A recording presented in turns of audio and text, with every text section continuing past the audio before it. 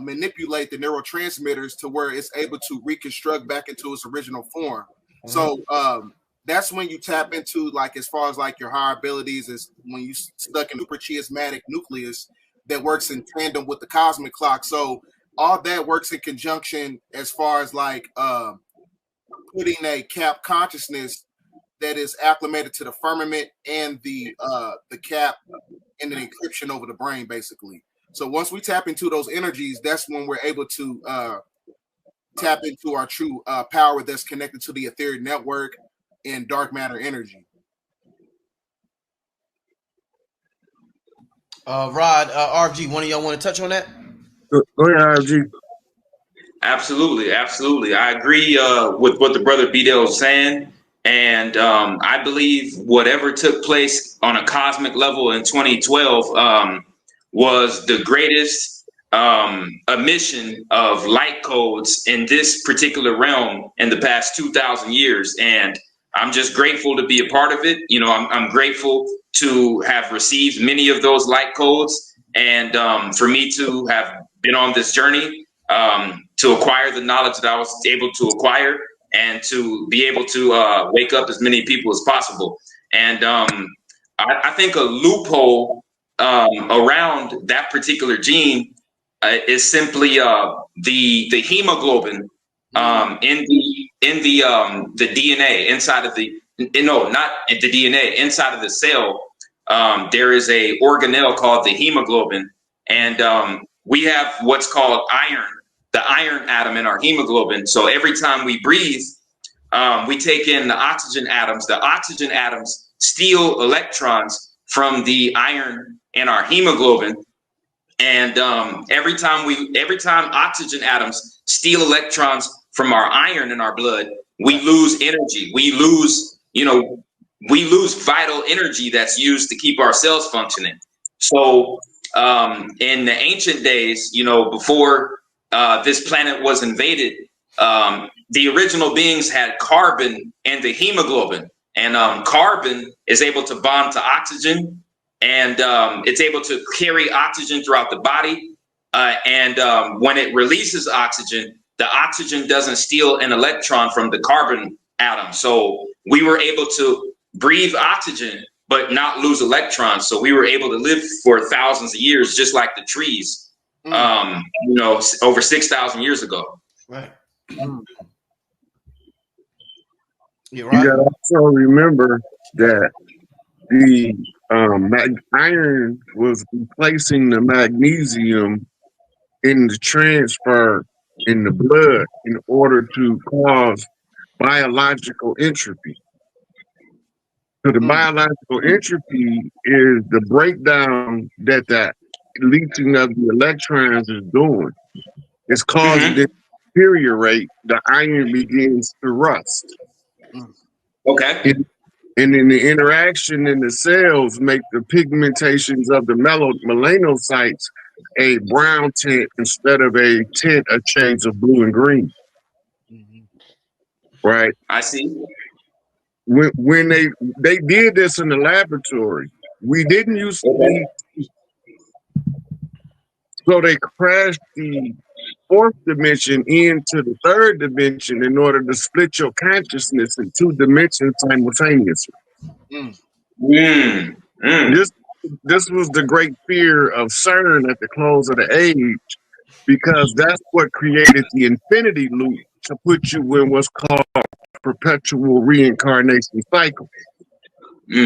Okay. You're playing out the same story over and over on a different timeline every time you come back, until you realize that you've been psychologically and spiritually trapped into a cycles within cycles matrix in order for the mind to lose track of itself internally and seek itself externally in the realm of opposites. Yep.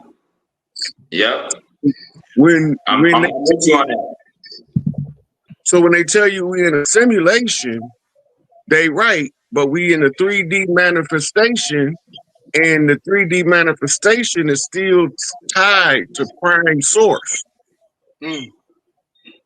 Right? The characteristics of the simulation is shown in the epigenetic programming. Everything is coming from outside of the body into the body. Your brain is not your mind, but your mind uses your brain to translate mental stuff into a understanding in the 3D world. So your brain is a supercomputer translating spiritual data into the 3D realm in order for you to understand what you're looking at. Exactly. So now you want to talk to yourself. That's why I seen Dr. Be Serious at the beginning, and he was talking about the kinesthesia of the self. Right? It's been a long known in the self-help world that if you're making a bad decision, your body gets weak. If you're making good decisions, your body becomes strong. And that knowledge can allow you to ask yourself if you're making the best choice for yourself. Now when you say, my bad for interrupting, but when you say good and bad, do you mean high vibrational versus low vibrational? Exactly. Because those things that we consider bad and those things we consider good are only separated by the frequency they come in on. That's part of the reality, right? All death, I mean, the frequency of death, but it got branches.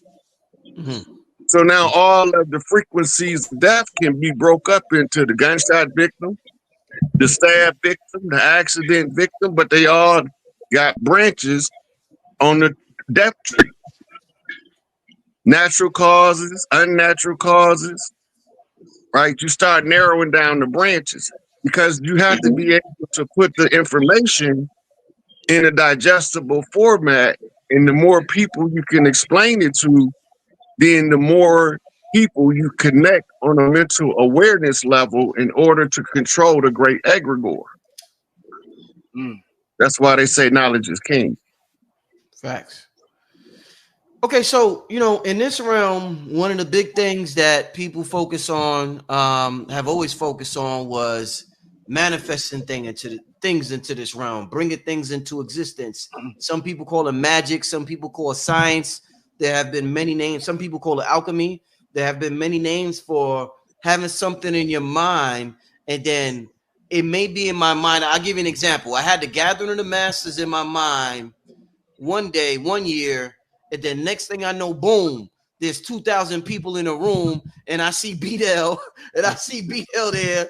You know what I mean? It's just all the master teachers there, but that shit was in my mind just a couple of years ago, just strictly in my mind. So what I want to ask you about, I remember I had a conversation with Brother Polite. I'm gonna bring him up because I got to use an example, so I want to bring him up. I had a conversation with him many years ago, and I'm like, "Yo, how you able to manifest so much, man?" And he told me, he said, and B-Dell recently said something that reminded me of what he told me. He said, "Yo, Rich, yeah, I use platonic solids." He was like, "Yo." He was like, when depending on what I'm thinking, I use a different shape. I visualize a different shape depending on the emotion of what I'm thinking.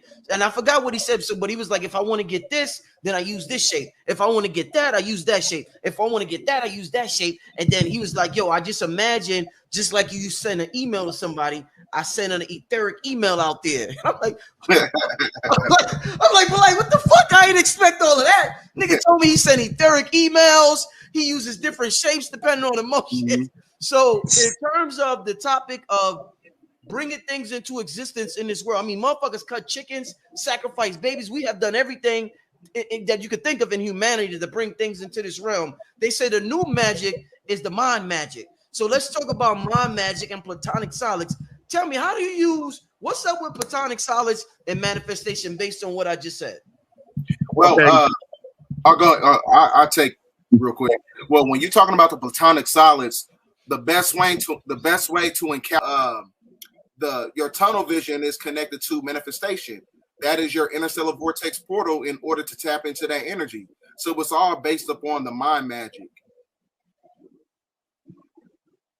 Absolutely, absolutely. Every single physical object that we can look at in this universe, in this realm, at first was a thought. Especially when we talk about buildings, ornaments, objects, inventions, everything that we look at in this society. At first, it was existing in the fourth dimensional realm. So, I believe B-Dell he's dead on with that assessment. Yeah, because that's connected to the mental plane, which is called, I think that's called the abode of the Most High, I believe, when you go on the path of Masut, after you become a neophyte. Mm-hmm. But yeah, that's my take on that. Absolutely. Rod, you want to close that out, Rod? Yeah. So Bedell gave you what's called the mechanics of the operation. Mm-hmm. Right. What I'm about to tell you here is what you're building using those mechanics. Mm-hmm. You know that symbol that they call it looked like the star of life. That's what it's called. It looked like the lotus flower. The hexa alpha. Mm-hmm. Okay. Platonic solids, when encapsulated with a thought form, they each one of them have a place in there that you can only see when you look at it holographically. Now remember, the observer collapses the wave into a particle. And if the observer infuses the collapse with intention, the collapse is going to arrive at the destination of what you perceive fourth dimensional mind matrix.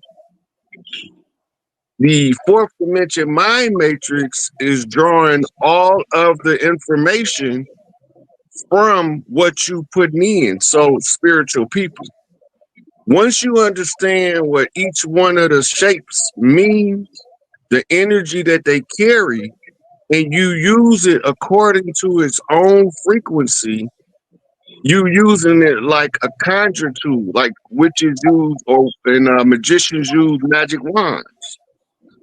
It becomes a tool that you don't need to use in the 3D world, because now you can use the understanding of the frequency of the platonic solids to encapsulate it with the desire that match that frequency, and then you can psychically send it back to its position in the star of life, and it's going to project your path back to you in the mirror effect, as above, so below.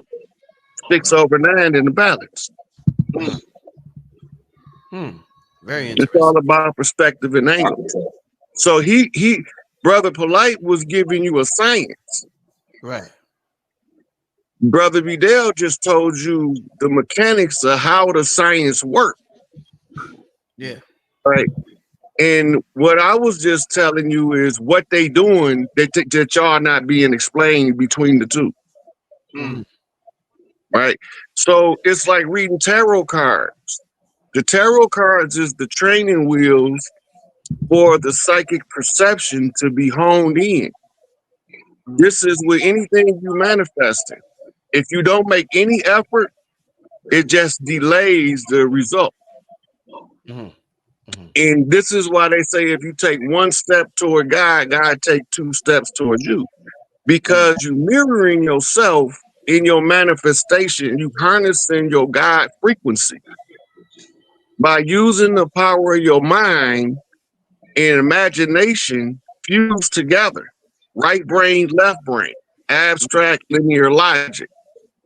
You telling the universe, translate this into my reality when this wave collapses into this particle. And you arrive at your destination like you was riding on the escalator. You are the universe experiencing itself. Right. No, facts. So let me ask you this. I want to know, moving forward. Now we're talking about a new species, a new being created. One thing, I was just talking to what's his name, Billy, yesterday, and we was talking about. I asked him about ancestral veneration within the Black community and how big it is. and us asking our ancestors for guidance.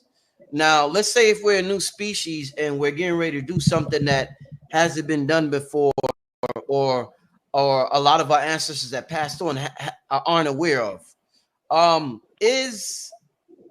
Do you think it would be just as beneficial moving forward in this new paradigm? The same way we practice ancestral veneration, should we practice, I guess you could call it future self veneration, where we ask our future selves for the same help, the same way we do our ancestors, because the future selves know exactly what we need so that they could incarnate into this realm and do the things that they already did, since time doesn't really exist. They know exactly what we need to do, so when they incarnate, they could fulfill their destiny. Should we practice future self veneration the same way we do ancestral? And I see Rod smiling. So Rod, why don't you start this, Rod? I see you smiling.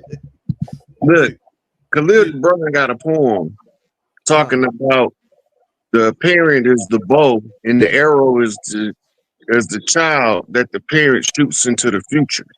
Mm-hmm. Right? Why do you raise your child the way that you raise them? Are you raising them to make better choices than you did? Or are you raising them to make worse choices? Most parents that love their child is going to try to give them the understanding on how to make the best choices and to always choose the choice that's best. Right? That's you talking to your future self. All your future incarnations, you programming them into your child, because he's going to live it out, and he's going to take and refine it, and he's going to feed it further into the future, more refined than it was when you sent them out. Right.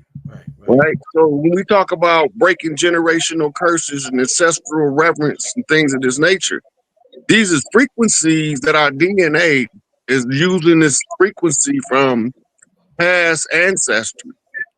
Right. If you take one person out your ancestry 10,000 years ago, you ain't here. You don't exist. That's right. Every single ancestor you had was necessary for you to be Brother Rich. That's facts.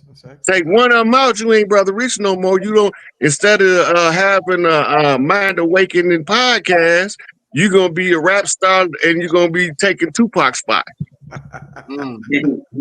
Because your frequency would be different, so your life purpose would be different. And the way that you play it out is all of the accumulation of the ancestors that understand each one of the problems you face. You don't call on your plumber ancestor when you need an electrician ancestor to tell you how to fix these wires. But if you call on the plumber, you perfect the task because you download the correct frequency. Right?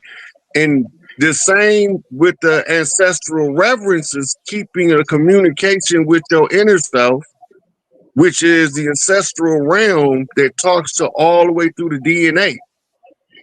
You communicating with all the ancestral frequencies in your DNA, and the more reverence you give them, you purify the energy. The energy is always purified through love, honor, and respect. But if you want your worst ancestors to come, you do the exact opposite, and they'll show up too. Okay. But no matter what frequency you're on, you're going to be tuned in to a series of ancestors that produced you. Got you. Be there, RFG. Yeah. One thing you got to understand is the delineation between the gematria body and the Zohar body. Now, the gematria body is basically tether connected to the simulation. So that means that the gematria body in itself is being manipulated by the neutrinos, and the neutrinos are basically particles of antimatter, or what you call Holy Ghost particles. And those Holy Ghost particles is tapped into your higher self, which is known as your Zohar body. Your Zohar body is connected to these forms of gamma radiation that's amalgamating with the carbon body. So that basically means that your ancestors is living through you in order to in order for you to tap into your higher states of consciousness that put you on evolution as far as like you being at your higher stuff or whatever. So the same thing is as far as like what's taking place in the cosmos is bringing that energy here when it comes to that aspect of it.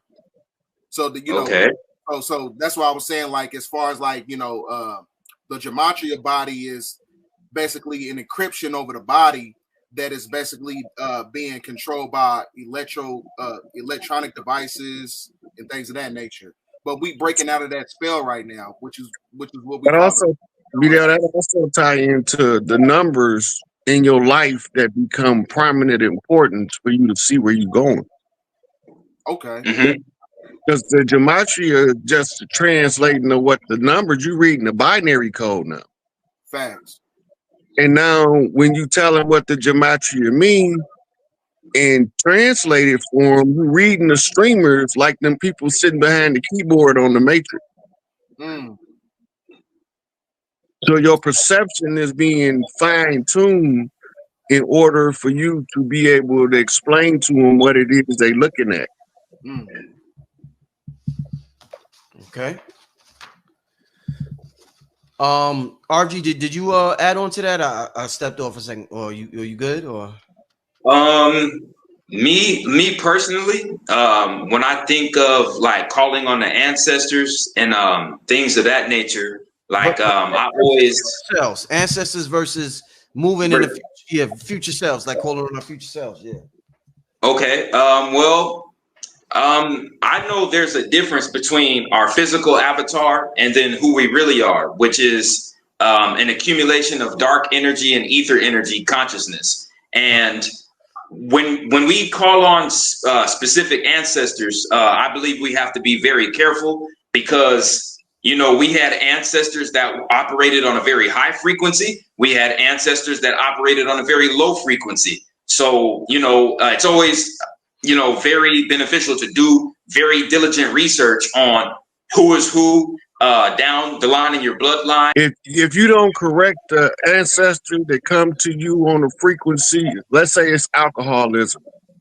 You got an alcoholic uncle that want to live vicarious through you, so he want to influence you to rock his frequency by consuming mass amounts of alcohol. Then he can take control. But it's not really him, it's the frequency that's trying to be in control of the life. And when